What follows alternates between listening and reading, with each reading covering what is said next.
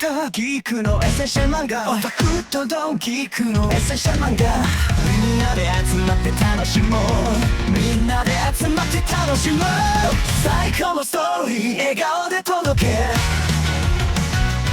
最高のストーリー笑顔で届けエッセンシャル漫画素敵な世界 Welcome everyone to otakusandgeeks.com. Justin here, back with more essential manga. This is episode 8, and today we are going to be talking about an iconic character, an iconic creator, and an iconic series. We are talking about Astro Boy, my friends, and this is when we're discussing modern manga, one title inevitably stands tall, and that's Astro Boy. And I should say, let me rephrase that. When we're talking about the foundations of modern manga, we have to talk about Astro Boy. And when we're talking about essential reading, we have to talk about Astro Boy, which was created by Osamu Tezuka, and he is widely hailed as the god of manga. And this iconic series not only defined an era, but also laid the groundwork for the art form as we know it today. This is going to be delving, and we're going to talk just a little bit, not too long. We're going to be talking a little bit about the story, a little bit about the creator, the art, and the impact of Astro Boy and why it is essential manga till this day.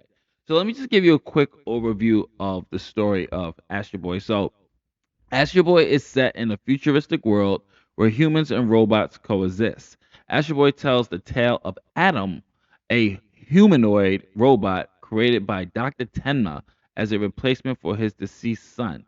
When Atom fails to fill the void of his creator's loss, he's abandoned but later adopted by another professor who helps him embrace his extraordinary powers and moral compass. And this is the first one of those first themes of Astro Boy is that theme of loss. So we have Dr. Tenma who basically has created a robot in order to replace his son to, just to kind of fill the void of dealing with that. And one thing I really loved about Astro Boy is when you read this, and yes, it's lighthearted. Yes, it has its moments of action and humor, but when you look at the crust and the core of the story, you have a lot of social commentary and things that were happening in Japan at that particular time, or just some really good deep character studies as well. The series explores themes such as humanity, ethics, intersection of technology and society, and Adam's adventures often delve into complex moral dilemmas, including prejudice against robots, environmental concerns, and the destruction and nature of war. And I will get back to the war part in a bit because that is really, well, I will say that put Astro Boy up to the legendary status that it is. But who is the creator and what can we say about the creator? Well, creator Osamu Tezuka, he's one of those people that really revolutionized manga, and he's earned his spot as someone that you can be compared to Walt Disney. And his vision to elevate manga beyond more than entertainment into a medium capable of tackling profound themes, as I just stated.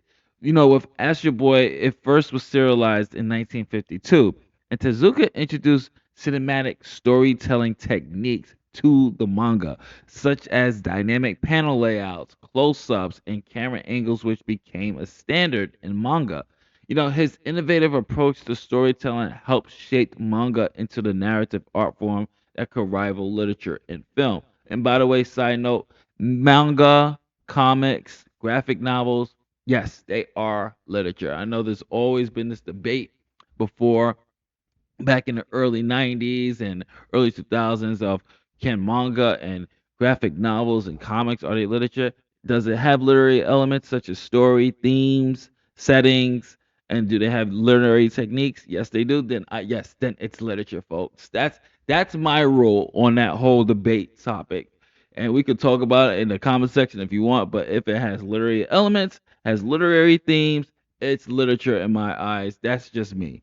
Especially if it has story structure, that's literature to me. But I digress. Let's talk a little bit more about Astro Boy here, and let's talk about the art style here. So the art in Astro Boy is deceptively it's simple, but the rounded designs and expressive faces are reminiscent of early Western animation. But beneath that approachable aesthetic lies the intricate world building and thoughtful visual storytelling.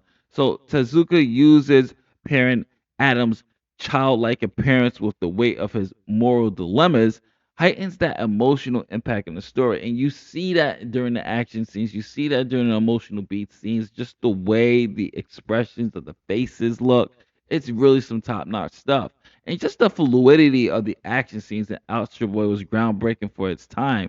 Tezuka used innovative panel arrangements to convey motion and energy, influencing countless artists in the decades that will follow. And you can see Astro Boy's influence till this day. And speaking of that impact and that influence, it extends far beyond its pages. Let's be real, because just a little Easter egg for you.